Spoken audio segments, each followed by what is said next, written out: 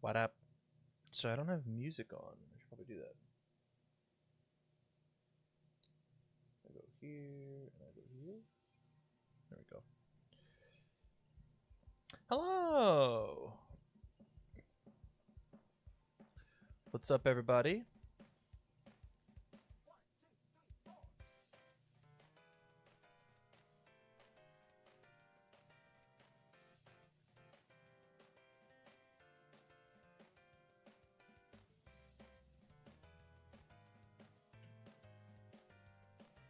Last minute packing? Yeah, I gotta do it after. I gotta do it after a stream tonight. Excited for another episode of the Super Show? I'm also excited. I didn't put up tickets earlier, and so I do have to. Have people come in and drop some questions.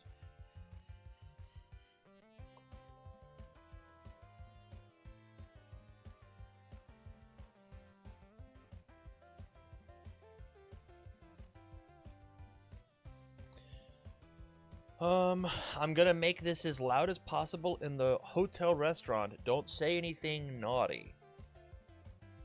Well, you know me. Rabble Rouser Tam. I give -1 damage to all my Furies.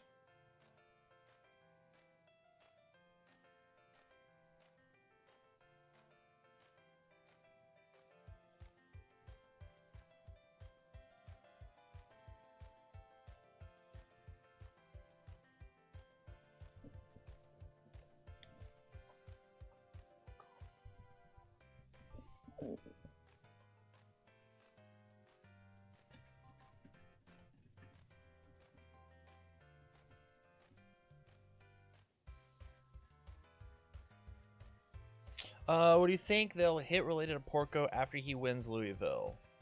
I don't think Porco's winning Louisville. I'll put my eggs in that basket. I would be surprised if that character won Louisville.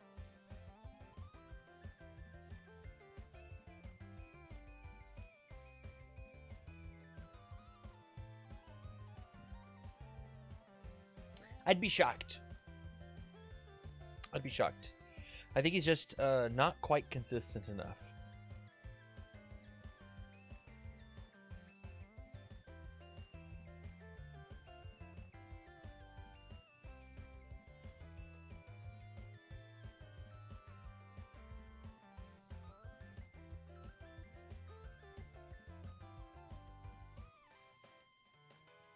Hello.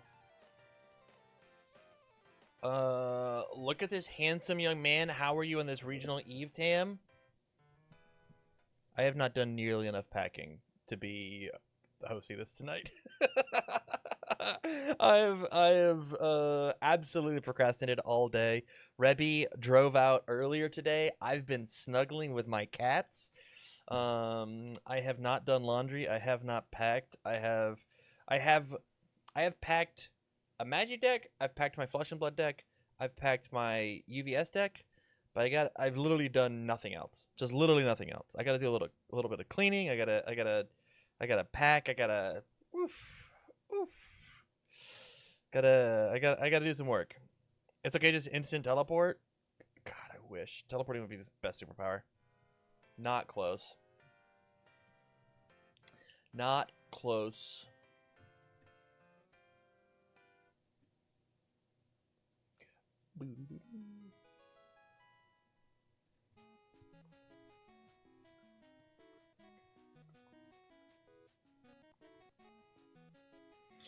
Where's the Final Fantasy TCG deck? I don't have one of those. Fab mentioned, yeah, they're doing Pro Tour Singapore tonight, starting at 9 p.m. my time. I might watch a bit of that if it's interesting. Everybody decided what she's playing yet? No. Nope. I think it is down between Armin, the new Armin, Colossus Armin, and Bowie. But she is absolutely not going to have fun. Or sorry, she's not going to go win. She's going to go have fun. whatever her record is at the end of the day, that's just where it'll land.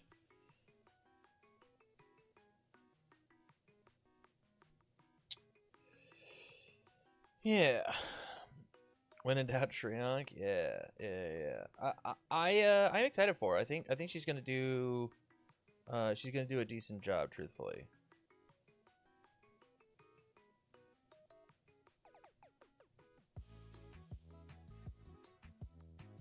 I reacted to the new stuff that dropped today in Fab at work with a buddy of mine. I haven't seen pretty much any. I saw the keynote existed, but I didn't get a chance to watch it. I'm too busy snuggling with cats. But yeah. Only one store here in Louisville sells UVS, but plenty of MTG and Flesh and Blood and any Bandai games. Yo, Flesh and Blood is doing really, really well. They just announced earlier today. I got sent this, so I know. I think this was from the keynote. That they're doing a stipend for content creators.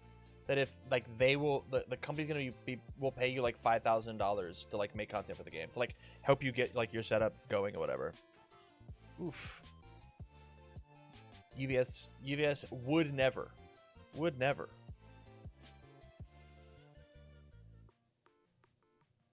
Would be dope. It's super cool that they can do that for other people. Yeah, I mean, it's the game is growing, right? And it's so interesting because I think Flesh and Blood has a lot of the same problems that UVS has, but they've like solved one problem, for that Universes hasn't figured out how to solve.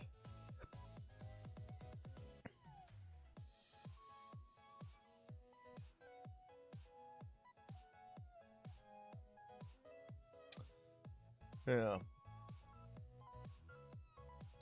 Add it to the list of things UVS games could never do. Not the hotel restaurant. Was it your food not good? Sorry, buddy. That stinks. Expensive cards. Fab pump money into their pro tour. My burger and fries were the most disappointing part of my day that involved 12 hours in a car. Damn, that sucks. No, I mean, the number one thing that you have to do for a card game is like you got to figure out a format that introduces new players into the game to get them on into the streamline to then play competitively and make them a whale, right? You want every person that comes into the game to become one of you all watching this stream right now. Like, that's the goal, is to get them into a pipeline to make them continue to spend money over and over and over again so they stay a customer. Universes just does not have a good way to start on that pipeline unless you are a masochist and you love the card game and you're like, holy shit, the mechanics of this card game are so dope. The IP alone, I don't think is enough to. IP acquisition alone and new customer acquisition alone is not enough. You want to stem the bleeding, but and this is me going 0 days into business school. So, like, obviously, I don't know what the fuck I'm talking about. I'm just a streamer that yells at a microphone and looks at a camera. But we can talk to somebody who does have a real job. What up? What up? How's it going, man? That was a great segue. Good segue. Thank you. Thank you. Thank you. Yeah, did you snuggle in bed all day with your cats? Because if no, not, work like a human being. You work like a human being? Oh, that's crazy. She's very loud though. She has been very loud all day. Yeah, yapping. Yeah, she gets mad when I don't pay attention to her, and obviously I'm in front of my computer for most of the day. So, yeah, no, it's exciting. I'm in a similar boat as you. I have King Goomba packed. I did go pick up my dry cleaning today though, so I will look nice and crisp. Nice. I edited my Universes deck because I acquired my brick of TMNT, so that's cool. Put some TMNT cards that people have already seen into my deck. Nice. Including this one. That's for you. Oh, yo, that one's really good in Pony. They can't see. Hey, let me that's what I got. Let me change that. Yeah. So in a similar boat. After this, kind of just hanging out. My flight is incredibly early in the morning, so also it'll probably be a early night for me. Um, Bottom yeah. person. No. Went to a wedding shindig last weekend. I got some friends in town, Nice. so yeah. But I'm excited. I see everybody's on the road today, traveling to Louisville. Yeah. I guess I would have thought people would do it tomorrow, but Well, there's stuff happening tomorrow, right? Like, sure. But like, it's not like the big event. But yeah, yeah, you are correct. I think. I mean, the pros and cons of having Friday stuff is the FOMO you get with the Friday like events. Like, it feels like you have to take Sure. the day off, and you want to go play on the side events beforehand. I have changed up. What color suit are you wearing? You wearing the gray suit? Yeah. I brought the blue so that we don't get clowned on a Yu-Gi-Oh show again. I don't know, man. Somebody in the comments of that video went, "Okay, but Barrett Bryant's a sick ass name," and I was like, you know what? I don't give a shit about what that guy said about me anymore. I did make some small changes though. I got myself a different tie. I think it was time to retire my tie. It was old. It was old and whatever. So I got myself like a nice maroon tie, and with it, I got matching Converse, so that I'm actually like comfortable for the event, and I'm really really excited about it. I mean, I just have it where my suit also functions as like a real life suit that I can use in day to day. Yeah, I'll mix up the shirts every now and then, but like I don't know, like I think for universes, I like doing red on one day and blue on the other, hmm and then for the rare events, like the big events, when we have the 3 days, right? yeah, I like to bring the black one that has more like pattern to it. Um, I like that one for like Championship Sunday kind of style, you know. But you know, is whatever. Um, I guess I wonder how much. I guess no, I won't say that. But yeah, no, I'm excited. Jeremy's also coming. I figured that out this week. Jeremy J Ray will be there. yo, Yeah, slinging. so I think so. I don't know what his plans are particularly, but he will be there, and so I was talking with him about that today. Hell yeah, hell yeah, Yeah. that's dope. That's dope. I had an interview that I did with him. That I have tried to keep trying to get approved, but nobody said anything. I might just Yeah. release it. Did you get in trouble later?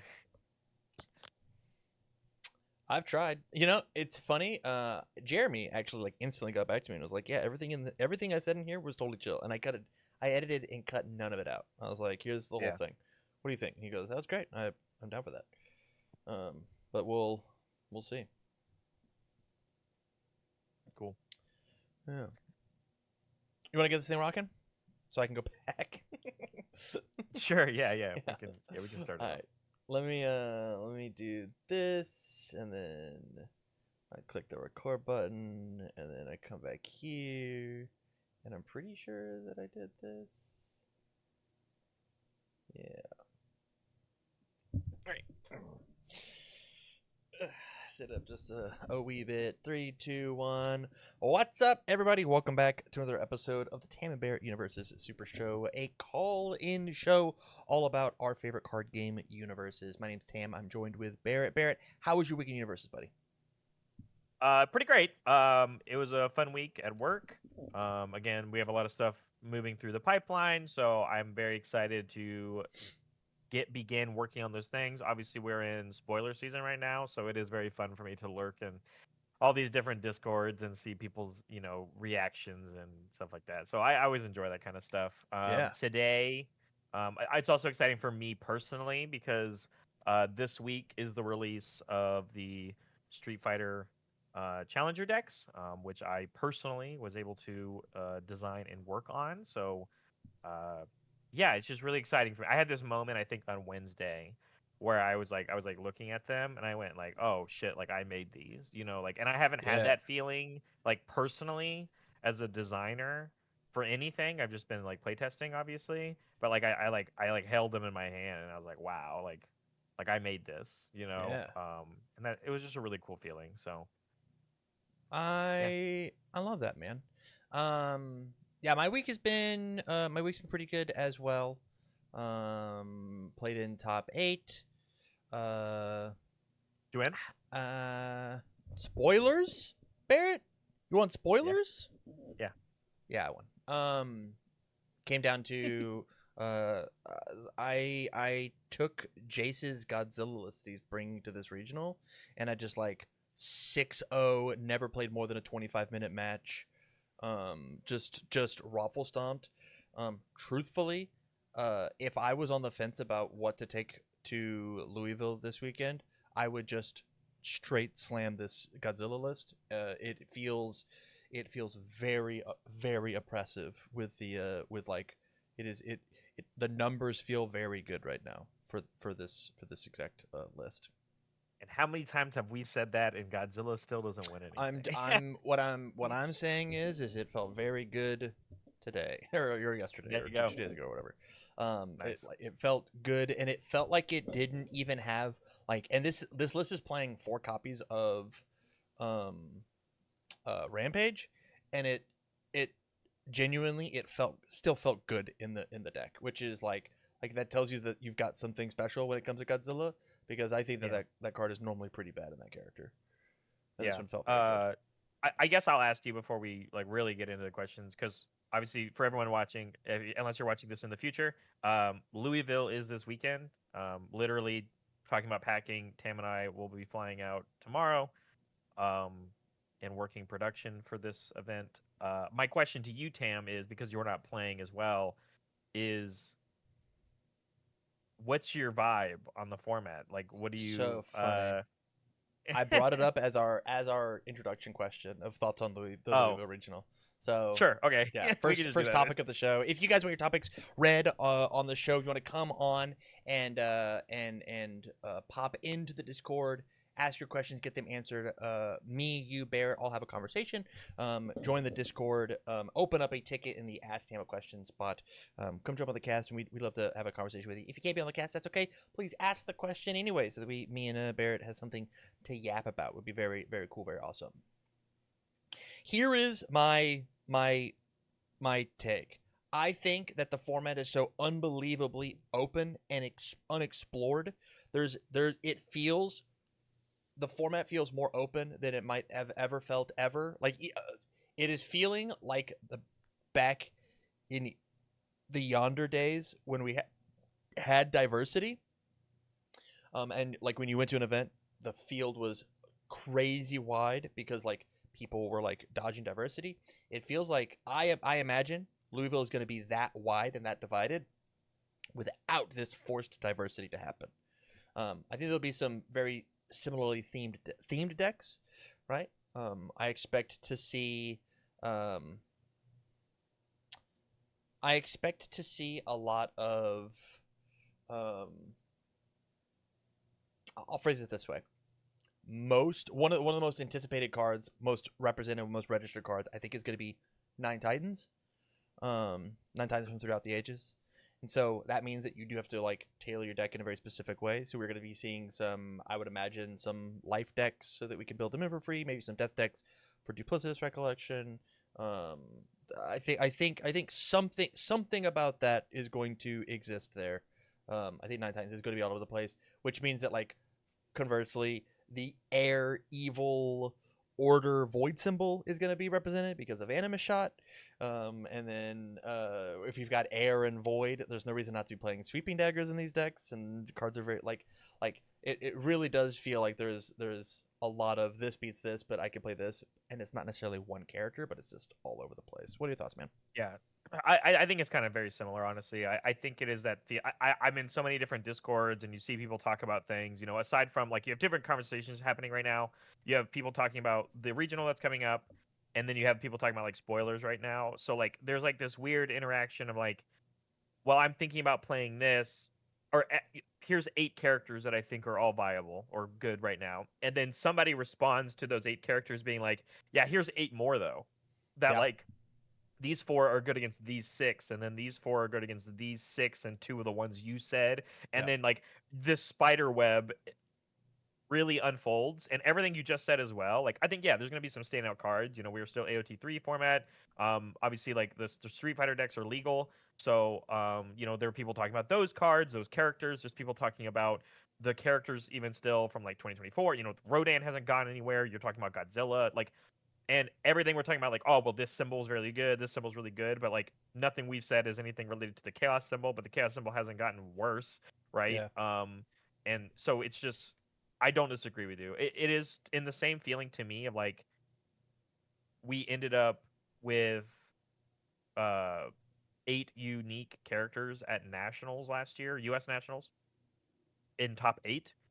Top 16 was a different story, but like I genuinely, even in this current feeling, like wouldn't be surprised if we had 16 unique characters in top 16 for this event. Yeah. Asterisks, because there's going to be the asterisk, and the asterisk is how do the teams come out this weekend? Yeah. Because our game is very team based right now, as we've talked about previously on episodes. Um, there, from what I've heard, there's a team out there that are currently on only 2 characters and 2 decks. Dang. And so I would imagine most people from that team to be coming out with those 2 decks, which skews representation and what we're talking about, obviously, because those are also, as we talked about last week, very practiced players, people that have been working towards this event, that have had the time to drill and practice all those things. There's a reason why they've only selected these 2 versus the web that we have just described. So yes, but also right. Yeah. I'm excited regardless. I think this format and our game in general like really does support like up and comers or people that are like very close to like meeting that I don't know, the hump of like making into a top cut. And I think like this format, as well as those kind of players and how large of an event we have, I think we're going to see some names that we've never seen before. Yeah. And I think we're going to see some names that we obviously all know about. Or Andrew Porek shows up and he makes another win. I think that he has said that he's not going to be here, so Yeah. we will not have the three-peat, sadly. Yeah. Here's last big question on the regional, and then we can get to some fun topics.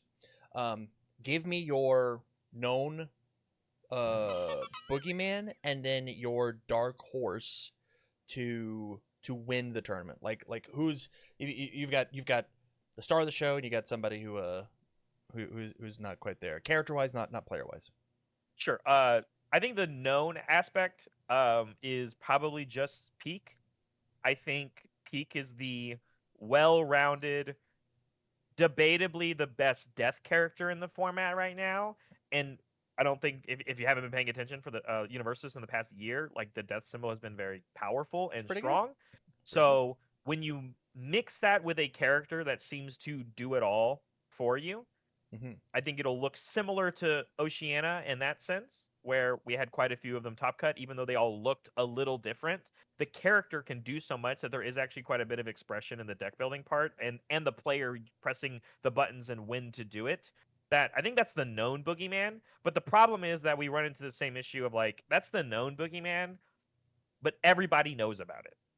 Yep. Everybody knows about it. And so everybody is like, well, yeah, my deck eats Peaks alive. And that's why I'm bringing the deck. And you're like, oh, okay, sweet. So you're not playing Peak. What are you playing? Yada, yada, yada. So, but I think that's the known boogeyman. I think that's the deck that I would be like, if you understand fundamental Universus very well, this character is very good.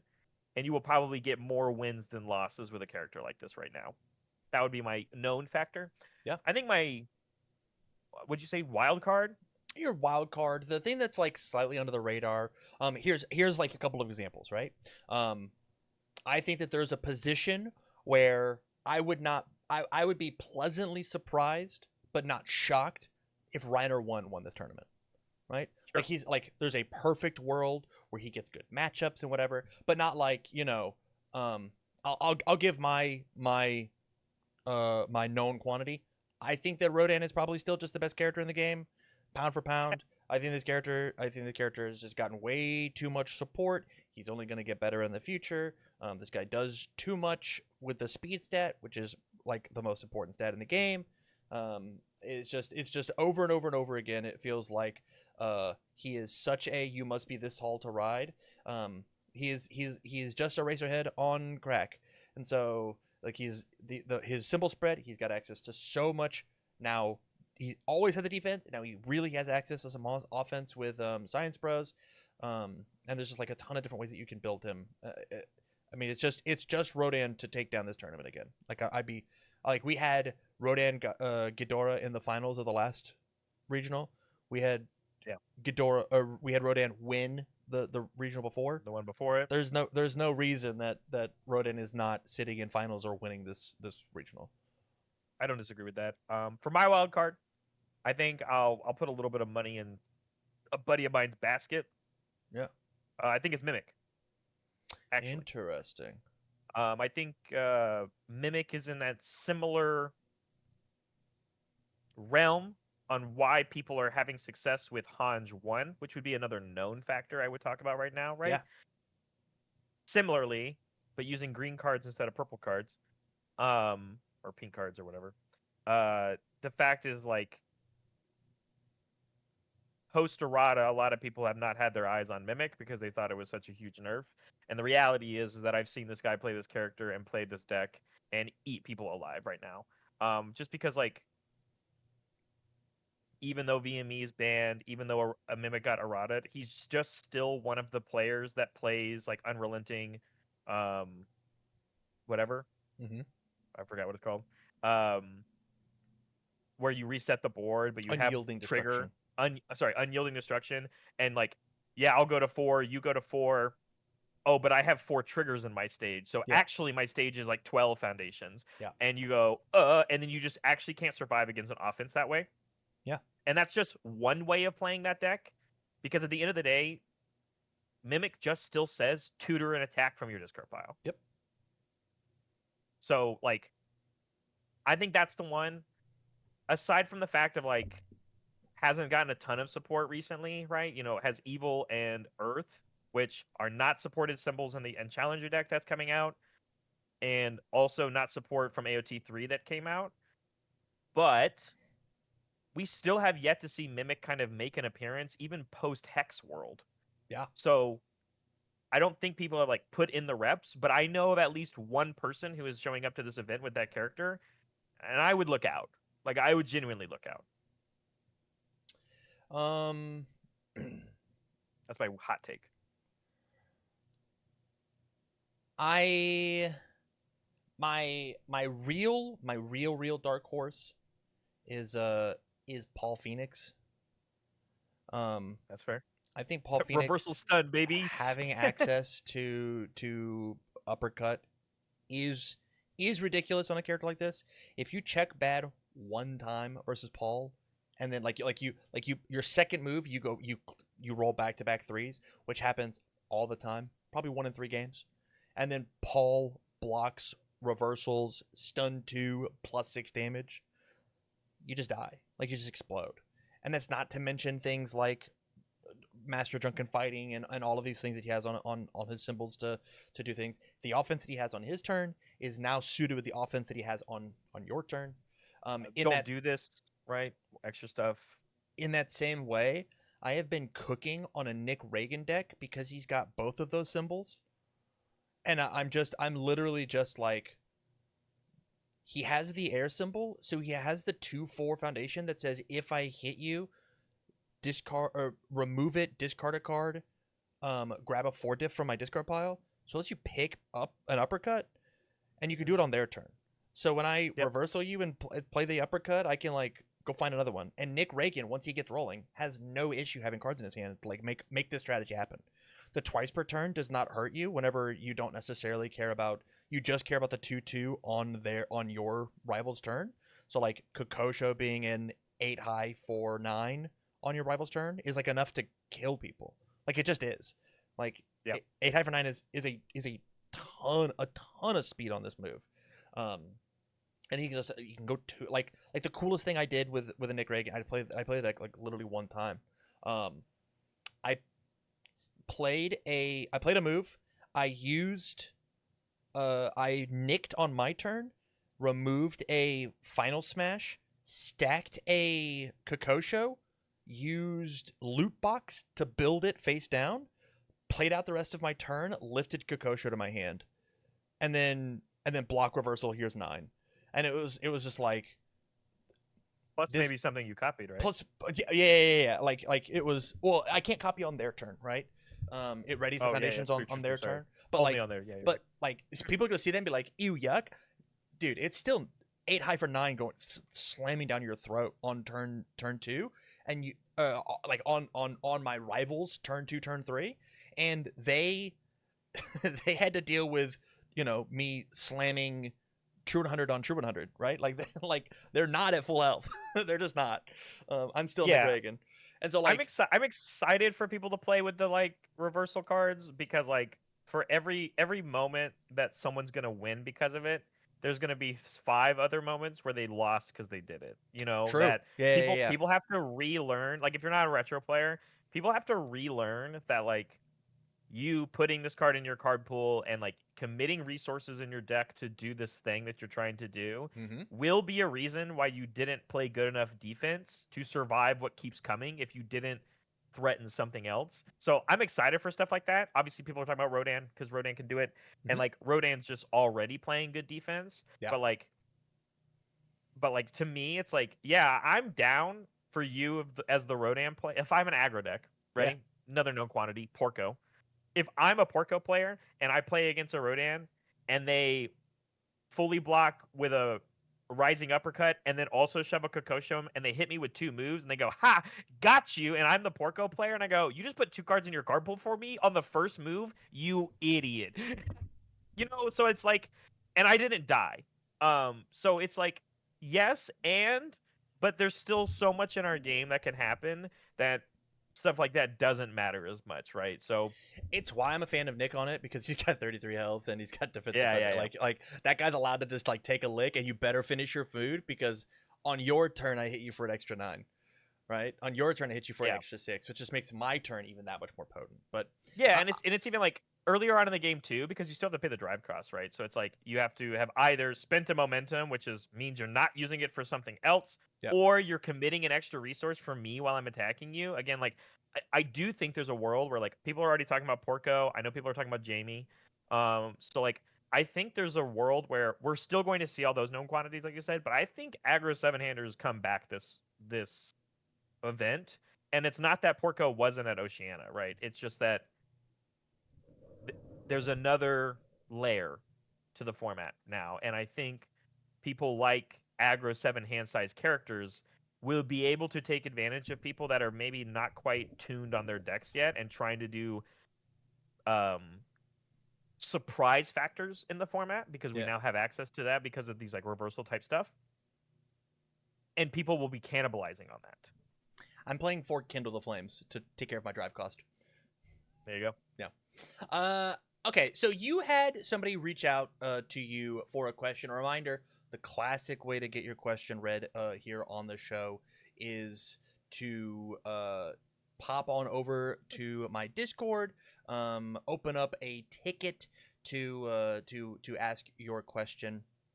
And the person who asked your question, it's a weird one. It's a weird one, so I will read yeah. it. Also, some backstory while you're pulling it up. Yeah. So I got a message from after, like the day after we did our show, and this is from Ozzy Perez, who's been a part of the community and part of the game for a long time. But so I'll do the whole message as you pull this up. He goes, Barrett, first off, huge props for what you and Tam are doing with the podcast. Just finished the first half of the podcast from last week, and had to stop when I heard you talking about your love for wrestling. I also recently have been getting back into wrestling after years of not watching, and some of these storylines have really gotten me hooked again. I was going to submit this question at the next stream, but I'm not really sure if the others are into wrestling, etc. And so the question I wanted to ask to you personally is, if you were able to bring a wrestling character into the game, who would it be and what type of ability would this character do? So I didn't answer his question in the message, so I told Tam we were going to do it here. And Tam, I know, is not into wrestling.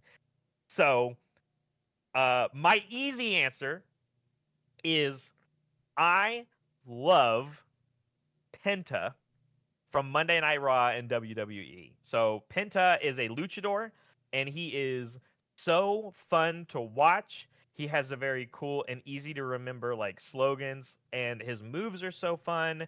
He's like, he has some moves that almost remind you that like he's like almost might be a bad guy because he like does like painful moves, but he's still like in the storylines of it all, really getting involved with like these big high card names for how new he is to WWE. He came from AEW. His brother is also in WWE, so there's like a world where like if you could like do like tag characters in Universes, you could have Penta and you could like have his brother, Ray Phoenix, and you can have them work together. But I love just mainly Luchador fighting a lot is really my favorite, and Penta is up. And for his ability, I'd have it. So his whole gimmick is he has no fear. He has no fear of anything, and so he's not afraid to like fight these people that are like obviously like better than him, but he puts on a good fight no matter what. So my ability would have something to do with like if he's like at a disadvantage. I almost wonder if I'd put him like a desperation type character that like the longer the fight goes and the weaker you are against your opponent, or like if you're just at less life than your rival, he gets these extra bonuses. That'd be something that I would make for it. But Penta is by far my favorite wrestler right now. So that would be the answer to it. Um, I love that answer, knowing zero context, having learned that there is even a wrestler named Penta. Um, my my real thing when it comes to wrestling is I know like the main guys, right? I know who John Cena That's is okay. and The Rock, and my dad had a Stone Cold Steve Austin shirt, and he never. My dad doesn't drink beer, so that's weird that he had that. But I just don't know enough about wrestling. I do think that like I I I'll take it in a slightly different direction. I wouldn't hate like a really fun, stylized, all original art wrestling set in the game. Genuinely. Yeah, yeah. Like I think when it comes to universes, I think there is a world where we could take IRL properties and not anime and movies and whatever. I think you could do it. Genuinely. Um we should just get Stone Cold. Can I get a hell yeah? Awesome. But like I don't want like pictures of the actual like actors or the wrestlers. I want them to be drawn all in the exact same art style with it like pure like really made with love from the ground up. I think like there's going to be a ton of throws and strikes and kicks and slam like it's just like for however you want to like look at the AOT set as the like weapon Titan set. I bet like this set with like punch, kick, slam, throw would be like so cool. Like really really cool to like imagine having like a like pinouts be like a new like pseudo type of like if your rival you ready? Pin out as like a pseudo keyword or a theme of the set being knife edge deathmatch. Not you win the game, but something along the lines of like if you meet these double conditions and your rival doesn't attempt to block your thing, take the extra turn, right? Like Yeah. do something asinine when you go for this like big pin out. I think it could also like bring back things like combo would be really sick and like I think there's a lot of space to be explored when it comes to um uh uh fighting arts, but I don't know if you could I think wrestling is perfect because I don't think you could put like an MMA set. Like I don't think the UFC set of universes would sell very well. But man, I bet you some really sick stylized wrestling characters would be dope. Well, because like their moves have names, Yeah. like they have and like they have gimmicks, they are a part of like factions and like they have storylines and lore that WWE writes, stuff like that. But like I like the idea. Like I think of something more generic, right? Like finisher could be a keyword, and like Yes. Yes. Love that. so for anyone that likes Rey Mysterio, for example, Rey Mysterio, one of his finishers is uh the 619, which only can occur when the opposing wrestler is draped over like kind of like dazed, hanging over the middle rope, and Rey Mysterio runs from behind them and does like this weird like pole vaults his legs and kicks the enemy wrestler back into the ring from hanging onto the ropes, and then he goes for the pin. Like that's a finisher of his, right? Yeah. But the idea is like you can play a finisher or do a finisher and go for the pin and still not win the match. Yeah. So the idea to me though is like, but when you go for the finisher, it's because you set up these specific requirements like combo that to enable you to use this signature move that you're known for. Right. So I think there's an idea to like carry that over to a mechanic of some sort, obviously. But There's even um like a cool idea of like how do you kick out?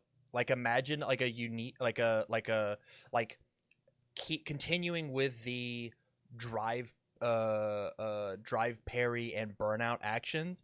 Imagine kick out as an action of like my rival yeah. is attempting to do something and it's like I don't know, a slightly more fair game guidance or something.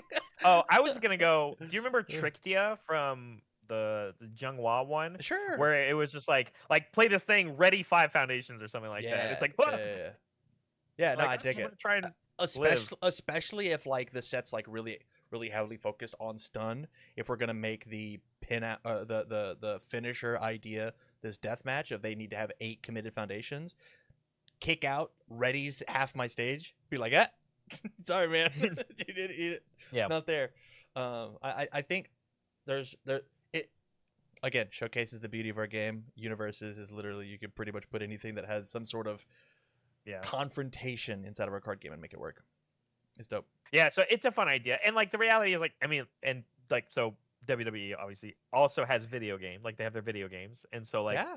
there's there's already technically like crossovers from like IPs that we've done, right? So I'm just a big fan right now. Obviously, I really love what's going on in there.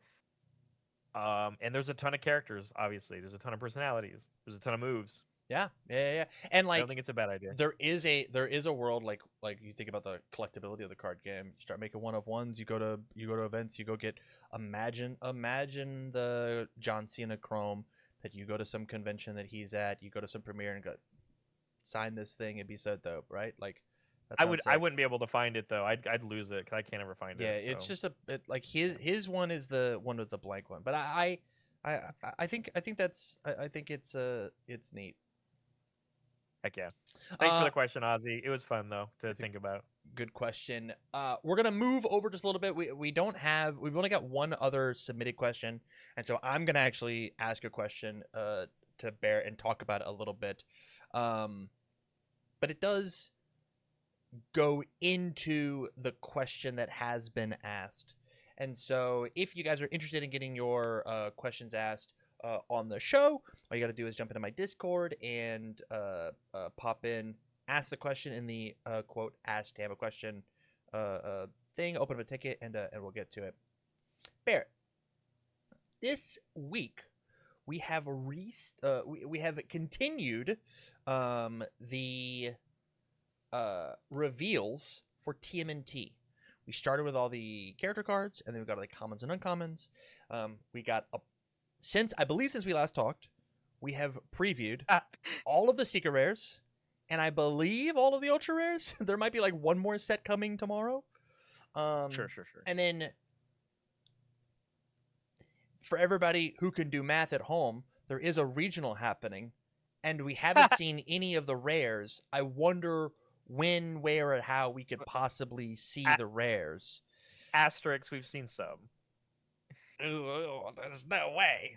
Yeah, I mean, to hype. I mean, I think we're allowed to hype people up, and I've got some coworkers in chat. So like, if Hey, we're you showing want off to the see rares. more, if you want to see more reveals for TMNT, and you can't be in Louisville this weekend, I implore you to watch the stream this weekend.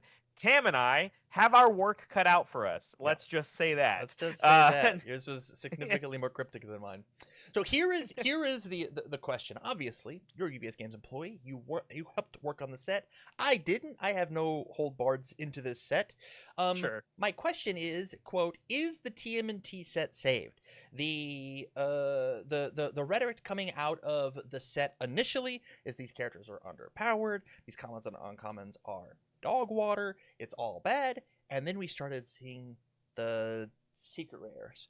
The secret rare backups are are crazy. The ultra rares have got people absolutely nervous. There is some doom and gloom happening when it comes to the power level of these cards. Um, what is what does this say to you? As obviously you're somebody on the inside, you're not necessarily a consumer anymore. Asterisks, right? Like your relationship with the game is a little different. Um, when it comes to the TMNT reveal cycle, what are your thoughts on the set as a whole? Obviously, take it with a grain of salt. Everybody who works for the fucking company. I think it's no different than what we've seen for the past couple of sets. I want to say, AOT 3, that was our most recent set. I think a lot of people started to see the secret rares and the ultra rares. Do you remember? I'm going to put you through the time chamber. Please, please. Do you remember when it was just people looking at like leaked photos from the PowerPoints from, I don't remember what the convention was, but it was the first time people saw Gamma or the something.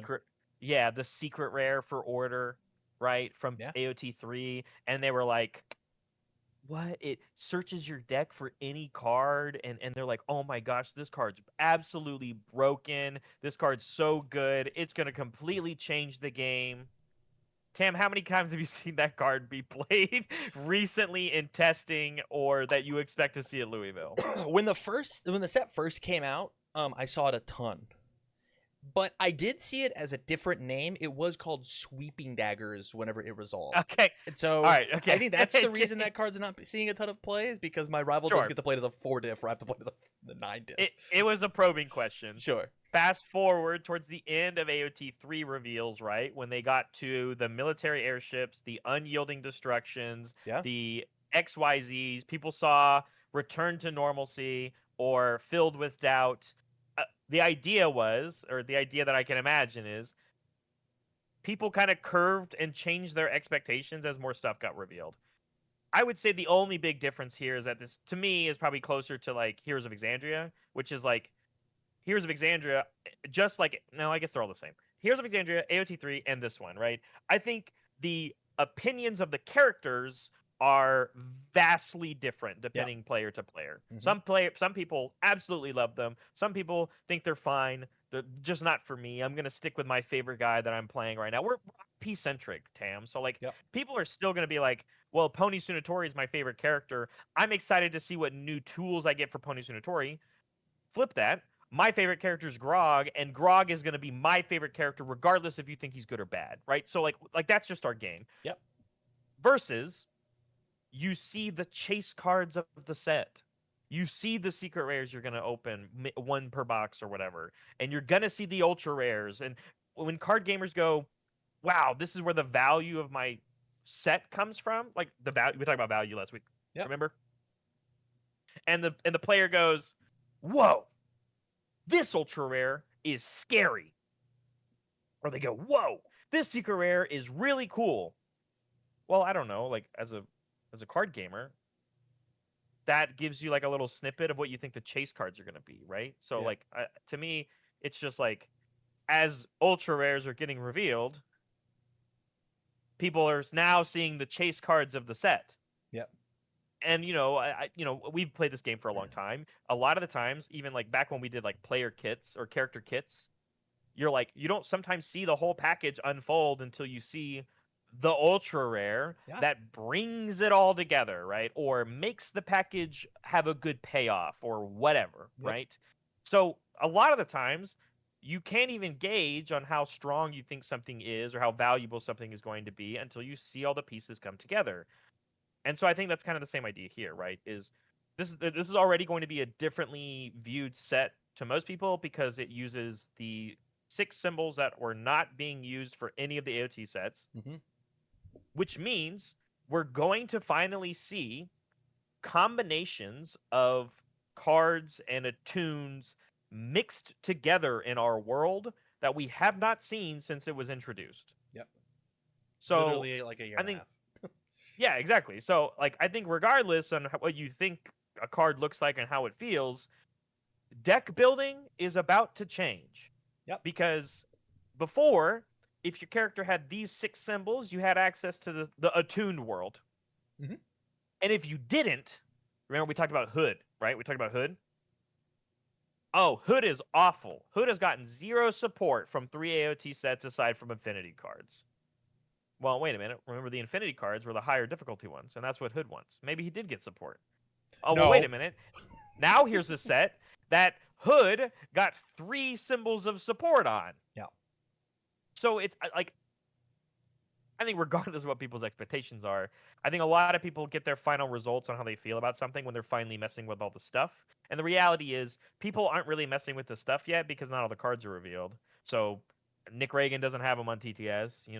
They're not all in Ultra, obviously, because things get revealed daily. And people are prepping for this regional that we have this weekend. They're not prepping for a regional that doesn't exist, right? Or it does exist, but they don't know what the cards are yet. So I think the idea is like the same. I don't know. I said all this rambling for me to say that it's just the same, in my opinion, because I think the idea is that there's going to be cards in any set or any game or anything that you see that is like a big shock factor, right? My biggest example is like Unyielding Destruction. Yeah. And the reality is, how warping is it actually going to be in the game? And based off of last regional / even what I think people are playing in their decks right now, like going into Louisville, I think it's gonna be fine. Like it's whatever. It's a card that exists. Awesome. Certain decks abuse it. Certain decks play around it very well. It's in this nebulous space of it's a card that exists in a card game that you should know about. So that's kind of how I feel. Let me yap. I think when it comes to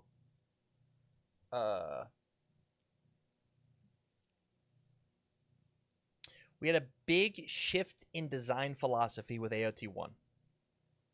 Sure. From there we went to AOT 2. Continued on that shift, made the set smaller, but still kept all the core fundamental things. From there we went to Critical Role, which blended the two, the past and the present, with Attune and then the ultra rares and higher being resource symbols. With that, it felt like the overall trying to articulate my word choice here. The overall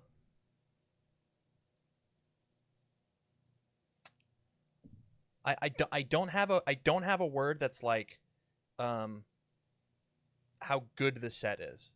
Like the overall quality of the set, or like the messaging that they wanted to do, or like obviously it was a big risk, it was a big change, a big transition of, hey, we're going to an experiment with AOT 1. The experiment continued and got more I found my word. It felt more refined with AOT 2. With Critical Role, it felt like it dropped off on that refinement a little bit. And I'm not saying power level. It tried new things. It tried new things, but it fell off. AOT 3, I think, is like really, really refined of like the themes and everything that it's wanting and trying to do. It really feels like the symbols all mesh and all of this. It feels very good. I feel like the refinement of the TMNT set feels worse without having played with any of the cards. There's my number one caveat. I've been playing the game for a long time. When I look at the commons and uncommons, from the AOT set, I look at them and I go, "Holy shit! Those are really, really coolly designed cards that do not meet that are feels good, coolly worded cards." I'm excited for those. When I look at the commons and uncommons from the Turtle set, I see significantly less of those. I look at these and I go, this does not feel up to snuff as it refrains to what AOT 3 is.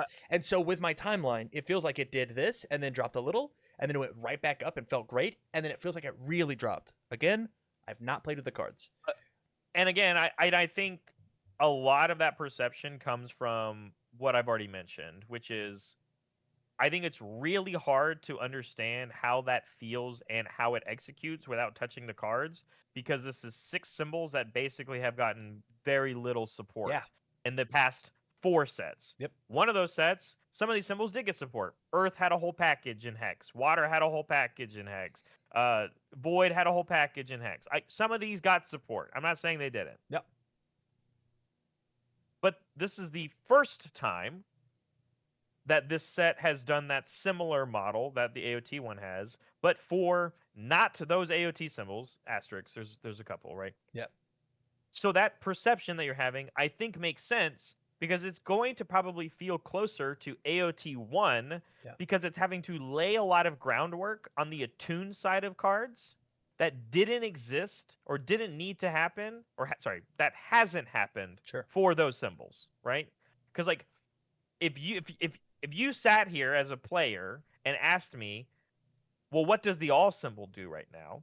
And you look at the past 4 sets of release, you would tell me, oh, it does what Earthbreaker does. Because that's the only card you've gotten. Right? Yeah. So when the reality is like, well, here's a deck that has all attune cards in it. So now there's cards that there is a reason for you to play if your character has the all symbol. And now with a new set that's also coming out in TMNT, people are reevaluating the power level of characters that have these symbols. Because before, if you didn't have AOT symbols, you probably weren't seeing play. Yeah, totally. And now that entire question has to be reassessed because of now what exists.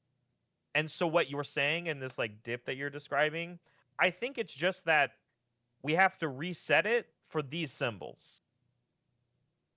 Is kind of where I'm at. Because what I've seen all day today, obviously, is like, oh my gosh, Midoriya on the move is eating so good.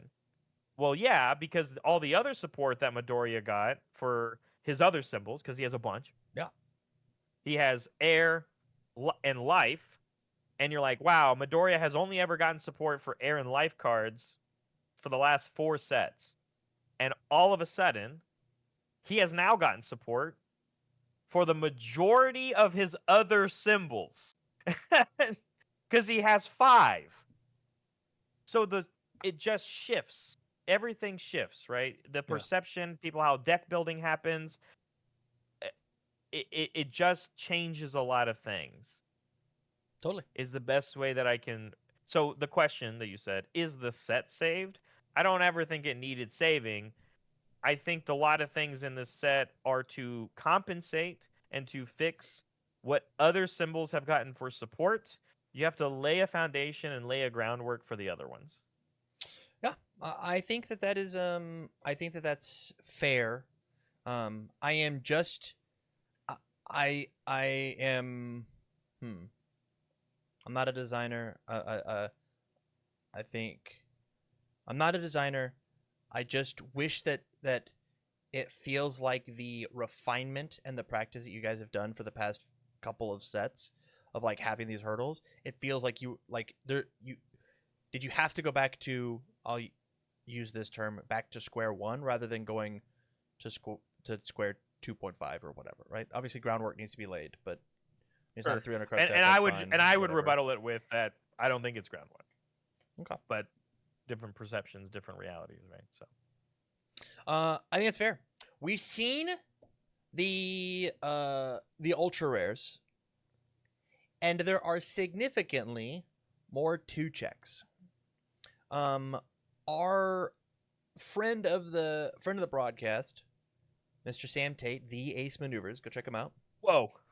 Said a little more crassly, and I'll ask his real question, and then we'll talk about it. How big do your grapefruits got to be to play 2 checks? ? I've now changed the question of, are 2 checks worth it yet? Because this is kind of what he's asking, right? Sure. Can we also package in 1 checks here? Sure. Sure. Okay. So can you send me on a story? And this is a loaded question, so I'm going to ask you. Yeah. What do you mean, Tam? I thought the whole point is that bad checks were meant to be more powerful and feel stronger. I could name you some bad checks right now that do see play. What do you mean? Traditionally, inside of universes, uh, we don't play with the bad checks because we like number crunching math. We like the idea of when I sit down across from my opponent, there are so many pieces of information that I have to keep track of when it comes to something mental load. If I can take away one piece of that information and go, instead of what if I check a 5, what if I check a 3, I now add on what if I check a 2 or a 1. If I just take these two pieces of mental load away and I only play this consistency, um, it makes my math easier for playing out strings or even defending strings. What am I willing to commit to go for my risk reward plays? But when I look at things like out of the new TMNT set, disabling jab of this 5-2, 5 mid for 5 blitz, spin of momentum, your rival discards a card, period, selectively seal one of their foundations, response after you block with this card, flip the block attack. Like this card, it's a 1 mid block, it's got the tech keyword. It aptly deserves its 2 check, right? Like this card says spin of momentum, my rival discards a card, and seal the thing that lets them redraw. This card as an opener says that if I have more moves, I'm going to kill you. And it's an omni block. And it's an omni block. Yeah. Because it says it flips it before damage gets to happen. Correct. So like this card feels incredible. Feels so good. But the issue is that you have with 2 checks is traditionally the juice isn't worth the squeeze. When I take and I look at Desperate Sabotage, which is just the next 2 on the list, right? You get to see some very similar stats here. 5, 2, 5 mid for 5, range keyword, 2 mid block, not a 1 mid block. It says Blitz, mill 7, add all backups with difficulty 2 or less from among the mill cards to your hand. This card says potentially draw 7 cards. That is take an extra turn in 7-8ers. Like, if it hits, right? If it hits, I'm just allowed to play 7 cards, hold 6 cards. You don't get to kill me. The issue that I have is, man, that juice is not worth the squeeze of, on a really clutch block, checking the 2. Sure. And so, the answer is, are they worth it yet? I think no. Obviously, that got proven wrong last format with Nick Reagan, all bad checks, right? Yeah. And so, like, the real question is what character can use the bad checks the best? And spoiler alert, we printed a 4-hander that says they're not. They're just not bad checks. Yeah, I mean, that's part of it, right? You have a 4-symbol character now that says that they're not bad. I think the answer to this question is the same answer I've had with bad checks forever since we've been playing this game, Tam. And the reality is that I don't know what visceral world people are living in that in the past everybody played bad checks and there was no in between, because that's just not true. But you had decks that were defined by playing them. So, for example, in Cowboy Bebop era, you had access to an alternate win con on a 1 check. You had access to one of the best momentum outs, mill enablers, and stun cards, stat-wise, Fire, Earth, and Good on a 2 check. You had one of the best ways of surviving against your opponent, as long as you were in desperation, on a 1 check. You had one of the best offensive tools and in-game pieces with Coffee Samba as a 1 check. But those cards weren't like those cards were good, but you as the player still had to make the decision if you wanted to play the riskier version of that deck. Because the riskier version of that deck played those cards, but the deck or archetype that encompassed could exist without that card. I think all of that is true for everything that we're saying right now. I'll talk about it in more recent terms. When Tasty Riff came out and was shown off, everybody was like, "Wow, this is a 2-check. This card's playable. This checks all the boxes of Yes. a risk of playing a 2-check." And then, not even a set later, people stopped playing it. They learned that it wasn't worth the risk. Why? Because consistent gameplay is almost always king in our game. That's just the reality. People like security and safety, like you said. So even if you keep turning the dial and make these 2-checks or 1-checks even stronger, people aren't going to enjoy playing them unless you're cheating the system. Yeah. Oh, now Tasty Riff is worth playing because I can do an infinite loop with it. Now it's worth it. You know? I'm going back and I'm looking at a lot of these cards, and I'm like trying to go back through and look at the ones that were played versus weren't played. Here's the most recent one, man. You love Lethal Slash. Yeah. And even you have cut it from your deck that was playing Lethal Slash. Yeah. Because guess what, man? I just think the consistency of being able to build powerful 3-diff foundations on turn 1 of the game trumps what you could be doing with this card. But Barrett, it saves you 3 pony counters. It draws you a bonus card. It does everything that pony wants you to do. Yeah. 100%, man. If I just play a move that does something adjacent to it and I fix the consistency of my deck, me being able to build Science Bros on turn 1 versus you playing Lethal Slash, I think my strategy is a little better. And that's the conversation, right? Because I'm not none of those is the correct answer. Yeah. Right? Like none of these are a correct answer. There's no right answer here. It's the way that people play our game and feel our game out. I think, I mean, as I'm like going through and taking this trip down memory lane, which is Sure. very fun. Because you played them. Yeah, I did too. Yeah. Like when I take and I look at sadly I'm in Street Fighter, so I'm gonna skip a lot of these. I look at things like Guardian Slasher and its effectiveness as a 1-check, right? And everybody at home, sorry, I'm not pulling cards up on the screen. It's an audio It ended medium, your opponent's turn. Yeah, it's a reversal, so block. It's a 5 damage move. I'm slinging it back at you. Pay 4 health, so essentially I take a move. You can't play attacks for the rest of the combat phase. My rival can't. And Period. so it just said your turn's over. Let's get back to me. This would absolutely be played today. Absolutely, as a 1-check, for sure. It saw very minimal play back then. It saw very minimal play, but if you told me that as Elder Togoro, I could just stop your turn in its tracks and be like, okay, I'm gonna block reversal you, pay my 4 health, you can't do it on a later turn, I'll gain it back, I'd be in. But then I take and I look at the literally the next card down, 10,000 Souls from Hell. Barrett, what's that card do, buddy? It's not good. It's 5/2, 5 mid for 6, combos with a slam, so it's a 6-diff. It gets stun X. X equals the number of charge and slam keywords on cards in my card pool. So it is what? Maybe stun 4 at best? And then E selectively seal 2 of my opponent's foundations. Yeah. We have Ice Sword. Like, why would I bother, right? We're insinuating the point that I think I'm trying to get at. The point I'm trying to get at is, Tam, we do have quite strong 2-checks right now. Lightning Rod has seen play and even does some now. Yeah. But now you have a 6/3 that does it on a different symbol with Colossal Swat. Right? Yeah. Loses some other effects, does something similar. It does what people were looking for. Right? I would say that Tasty Riff sees an amount of play, probably not competitively. As that's where we're at. Lethal Slash does see play. I haven't seen it win anything, but it sees play.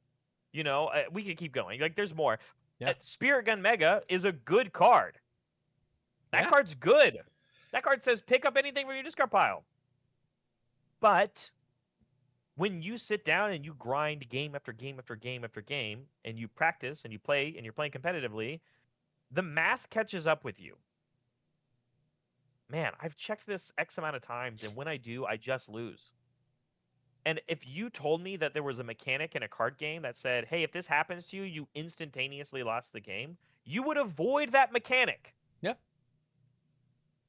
I just also think that like the quality of our 3-checks have gotten higher. Do you remember what Concussion Blast does? Concussion Blast. Yeah, Yeah. that's the flash move, or it was played in flash decks. I thought 5/2. It's a flash. It's a 4 high for 8 with like a 3 low block. It says if it's blocked, clear it from your card pool. Yep. That's a 5/3 for sure nowadays, right? It does this one maybe not a thing. 4/8, but It's- yeah. Yeah, like I could see it though. If you told me that it was somebody's specialty card, it was an ultra rare, right? If this was Yeah. Mikasa's big freaking move, right? And the it reality could be a 3 is, diff. and the reality is, if you are looking for a flash 5 diff 3 check 4 for 8, it does exist. It's called Gently Theft, and it Yes. has good text on it. Yes. So like, it's so, like, better. I don't disagree way with better you. text. And so like I feel like the 3s have gotten better, which inherently just makes the 2s worse. Makes the 2s less appealing. I'll use that word. Sure. Fast forward it even to now. Yeah. Searing Glacial Storm. Yeah. Saw play, usually in sideboards. It did top some events. Now you have the 5/3 version. Right? Yeah. Like, Yeah. I don't disagree with you, but like, I really like Disabling Jab. Let's bring it full circle. I like Disabling Jab. That is a 2-check that has a very real offensive ability and a very real defensive ability. My least favorite part of a lot of the 2-checks or 1-checks what we've played recently in the game are that they do one or the other. Mm-hmm. And I think if you're going to commit a room, like, here's my thing. It's like Princess Parry. Princess Parry could end games for you because it was a move that you slung at your opponent. Yeah. And it aborted your opponent's move before Yeah. you even got to mess with it. That's a good one. That's an offensive and defensive one. Coffee Samba is offense, which means if you don't find them, your offense feels like it sucks. Yep. Vice versa. If I draw a Disabling Jab to start my turn, draw up to hand size, as we do in our game, and I see a Disabling Jab in my hand, I get to make a decision. Yeah. Do I have a momentum? No. This is not as good offensively if I play it right now. I can hold on to it. But then I feel like I have to hold on to it forever because I need to enable its other effects. Not true, because it has another ability that says, hey, this part of this card also says it saves your ass. Which do you think is going to be beneficial? I don't know, but it has pathways. And a lot of our bad checks that people think are good, or they are good, are better when they have multiple pathways. I don't know how many times I've played against you and you're like, yeah, man, I just checked all the lethal slashes. I didn't draw them. Sucks, dude. Yeah. That's the downside of the That's card. the downside of the card. Or it's like, man, every time I would draw a lightning rod, it would be the only attack in my hand. Okay, but the good news is that it has a defensive ability also, Yeah. right? So like it got you momentum to help you later and reduce the damage. But things like Tasty Riff only work when you draw them. Yep. So are they good enough yet? Tim, I think they've always been good enough. I think we as players just value the security and safety of our decks and deck building. But riskier players get better rewards.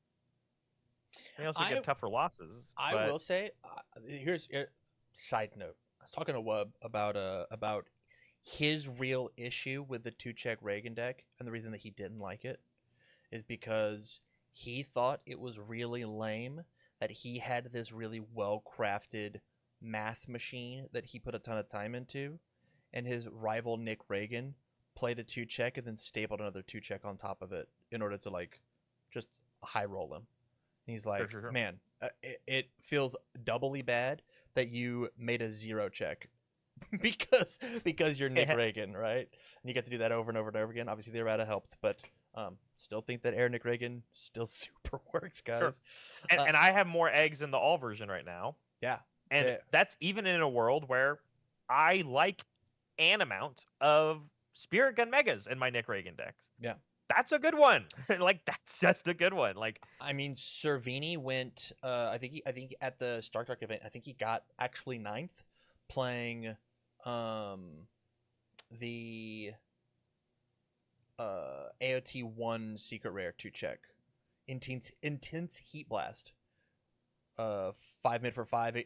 Blitz gets a stun for every 2 attacks you remove from game pile, and he was playing 50 attacks, and so sometimes this thing had like stun 16 on it. They're like, Yeah, it's a you're temporal bored. board. You're bored. As a 7 Yeah. for 7 catch. The rest of my turn, we're chilling. I don't have to put speed on any of these. You can't block them. It's over. Yeah. And I think the full circle I kind of get back is you talked about that other one that you said, right? Which was 5/2 mil X or whatever, mil an amount, pick up any backups from this. Like Super memorable, you're right. desperate sabotage. If it's potentially draw 7. No. Okay, but what if I told you, Tam, that there exists a 2 check right now that just says draw 3? That's pretty good. Yeah, but nobody plays it. Yeah. What's this? Yes. It's a 7. It's a 7. It's a 7. Okay, even less riskier version. Mhm. Tasty Riff says draw 3. I got to do more work, though. Bliss is on play, mill, potentially get my cards. Whereas that And says this I one have builds to- you a thing or picks up a I thing, have and to it's hit got you. blah, blah, I blah, have blah, to blah, hit you, blah, right? and so- and. That's what I'm Totally. trying to get at. The- Is that I- they I are think worth that- it to some people. Yeah, totally. And I think at the moment, I to answer the question yes or no, are 2 checks worth it? The answer is just no. And that's only because sweeping daggers exists.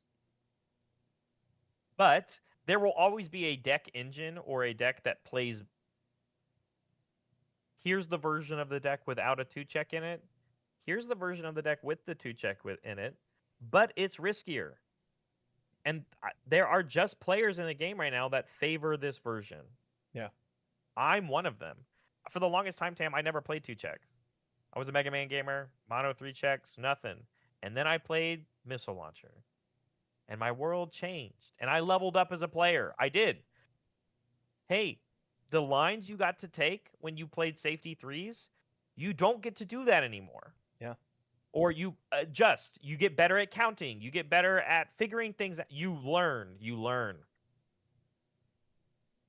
Here's the other side of this package. I didn't bring it up earlier, and I should have. Is playing a 2 check and the reward you could get for a 2 check twice as good as playing mono 4s?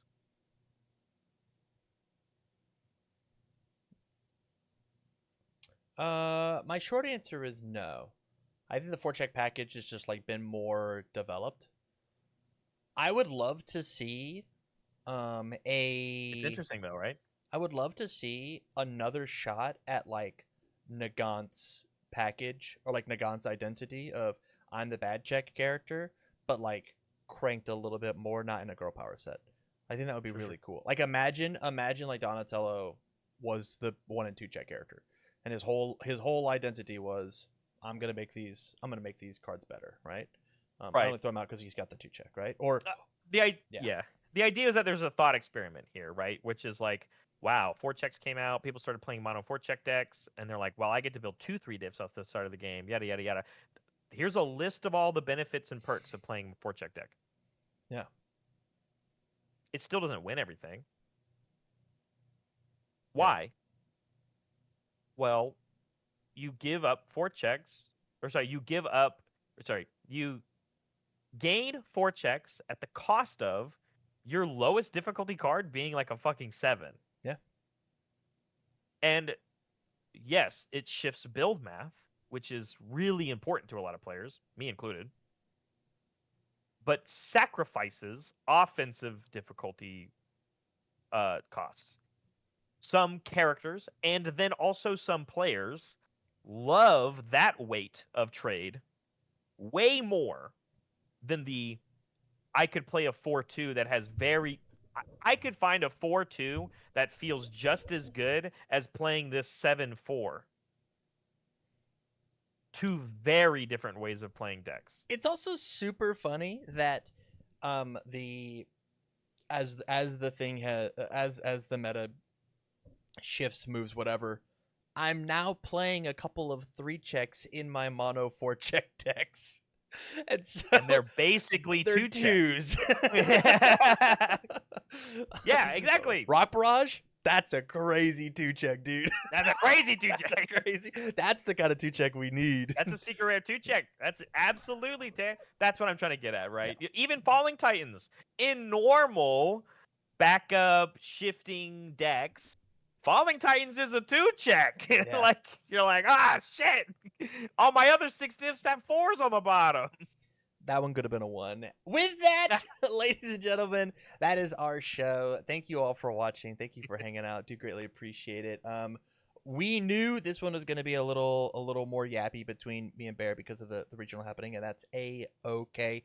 If you guys want to go ahead and toss in questions for next week's show, we absolutely would love to answer them. We need warm-up questions, like always. Jump into my Discord, open up a ticket for Ask Tam a Question, and we would love to we'd love to chat about it. This is what I want you to do. Everybody in chat right now. Yeah. Louisville is this weekend. Tam and I are going to be incredibly busy. We ask that you please support Universe's show and the show that we're going to be putting on. While you're watching the stream, if a question comes up or a thought comes up, get into Tam's Discord and make a ticket. That stuff's there forever. If there's something like I'm not joking, like the way that this show functions sometimes on other platforms that I know that it's had success on, sometimes you have whole ass episodes where you just talk about competitive players and decisions and competitive decks. Sometimes they'll just talk about one match that they saw. Get in the Discord, make a ticket, hop on the show next week. We're going to talk about, hopefully, and what I think is going to happen, a lot of post-Louisville conversations. Yeah. And I'm really excited for it. We can't do it without you guys. So love it. With that, thank you all for watching. I'm going to end this